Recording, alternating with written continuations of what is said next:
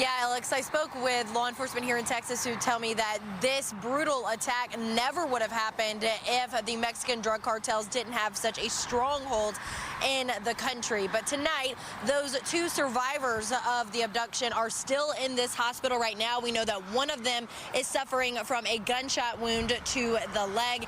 And we also know that the two deceased victims' bodies are still in Mexico. The FBI says that they are working to bring them back onto U.S. soil so they can be reunited with the family.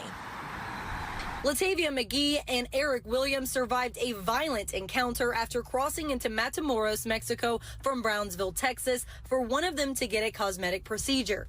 Their friends, Zindell Brown and Shahid Woodard, died after federal sources say they were mistaken for Haitian smugglers. Thousands of Haitians that are in Mexico right now, and what you have is you have these smaller factions, these cartel organized groups that are recruiting Haitians to carry out some of their organized crime. The Gulf Cartel is responsible for the death of these two Americans in Mexico, but the cartel's influence is spread throughout the U.S. Lieutenant Christopher Olivares with the Texas Department of Public Safety says cartel's main objective is to go after, kill, and get information out of rivals.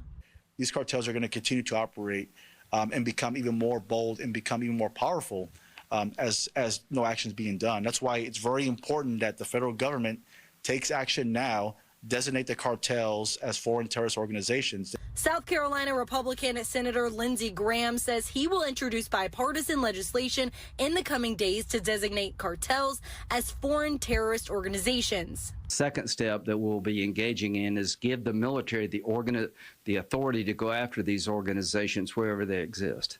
Not to invade Mexico, not to shoot Mexican airplanes down, but to destroy drug labs that are poisoning Americans. But the White House says that won't help.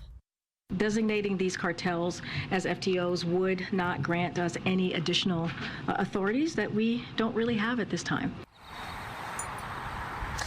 And right now, the specific state in Mexico that those four Americans were traveling to is under a level 4 do not travel advisory right now. But law enforcement here tells me that they are advising Americans to avoid all areas of Mexico, even the more populated and resort areas like Cancun and Cozumel, because you never know when you could be caught in the middle of cartel violence.